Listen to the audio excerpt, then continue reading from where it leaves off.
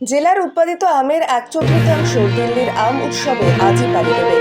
অন্যান্য বছরের তুলনায় এবার উৎপাদন কম, তার মধ্যেও দিল্লির ম্যাঙ্গো ফেস্টিভ্যালে পাড়ি দিচ্ছে বাঁকুড়ার আম। আগামী 16 জুন দিল্লিতে শুরু হওয়া এই মেলায় জেলায় উৎপাদিত আম্রপালি সহ বিভিন্ন জাতের 7 মেট্রিক টন আম যাবে বলে জেলা উদ্যান পালন দপ্তর সূত্রে জানানো হয়েছে। চলছে শেষ মুহূর্তের প্রস্তুতি। দিল্লি ম্যাঙ্গো মেলা হচ্ছে আমাদের 16 তারিখ থেকে শুরু হচ্ছে, 16 জুন থেকে 30 জুন পর্যন্ত হবে। সেক্ষেত্রে আমাদের বাঁকুড়া ডিস্ট্রিক্ট থেকে 7 মেট্রিক টনের মতো আম আমাদের অ্যালটমেন্ট করা হয়েছে। আমাদের ডিস্ট্রিক্ট থেকে 7 মেট্রিক টন আম কিন্তু দিল্লিতে পাড়ি দেয়। প্রসঙ্গত, বিগত কয়েক বছর ধরে আমের বাজারে মালদা এবং মুর্শিদাবাদের একাধিক অর্থে ভাগ বসিয়েছে বাঁকুড়া জেলার আম্রপালি। সঙ্গে হিমসাগর, ফজলি, বেগুনিফালি আমের সঙ্গে স্বাদের গন্ধে সমান সমান টক্কর দিচ্ছে বাঁকুড়ার আম্রপালি।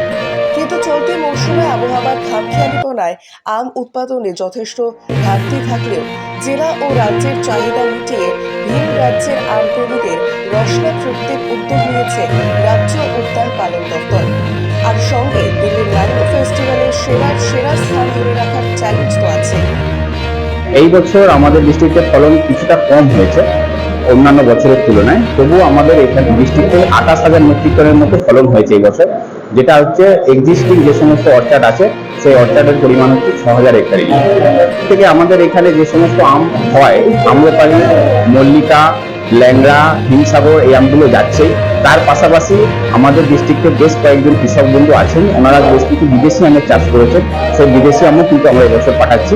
তার মধ্যে উল্লেখযোগ্য হচ্ছে Miyazaki, banana mango, pineapple mango, Nam Dok Mai ইত্যাদি। আম চাষী নিত্যানন্দ গড়াই জানান, আমার বাগানে 100 প্রজাতির আমের গাছ আছে, তবে এবার 40টি প্রজাতির গাছের ফলন এসেছে। তবে জাপানিজ মিয়াজাকি, থাইল্যান্ড, বাংলাদেশ সহ দেশি বিদেশি মিলিয়ে 30টি প্রজাতির আম নিয়ে তিনি ওই মেলায় যাচ্ছেন বলে জানান। এবছর ফলন একটু তুলনামূলকভাবে কম হয়েছে। আমার 100টা ভ্যারাইটির মধ্যে প্রায় 40টা ভ্যারাইটি ফল এসেছে। বাকি ভ্যারাইটিগুলো এবছর ফল আসেনি। তো আমি 30টা ভ্যারাইটি নিয়ে আমি দিল্লি যাচ্ছি।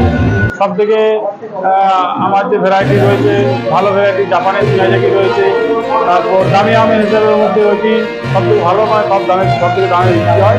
বাকি ওর সঙ্গে আরও বিদেশি আমি যে ভ্যারাইটি রয়েছে, থাইল্যান্ডের কিছু ভ্যারাইটি বাংলাদেশে রয়েছে, আমেরিকার রেড পালমার রয়েছে, থাই ব্যানানা রয়েছে, কিনচাই রয়েছে, গৌরীমতি রয়েছে, অনেক ভ্যারাইটি নিয়ে আমি যাচ্ছি। বাঁকুড়া জেলার উদ্যান পালন দফতরের আধিকারিক দেবাশিস মান্না এই বিষয়ে বলেন, আগামী 16 জুন থেকে 30 জুন দিল্লির ম্যাঙ্গো ফেস্টিভ্যালে থাকছে বাঁকুড়ার আম। অন্যান্য বছরের তুলনায় এবার উৎপাদন যথেষ্ট কম হওয়ায় 6,000 হেক্টর জমিতে 28,000 মেট্রিক টন আম উৎপাদিত হয়েছে, যার মধ্যে দেশি বিদেশি প্রজাতি মিলিয়ে 7 মেট্রিক টন আম যাচ্ছে দিল্লির ওই মেলায়। তবে গত বছরের মতো এবারও দিল্লির ম্যাঙ্গো ফেস্টিভ্যালে বাঁকুড়ার প্রথম স্থান অধিকার করবে বলে তিনি যথেষ্ট আশাবাদী বলে জানান।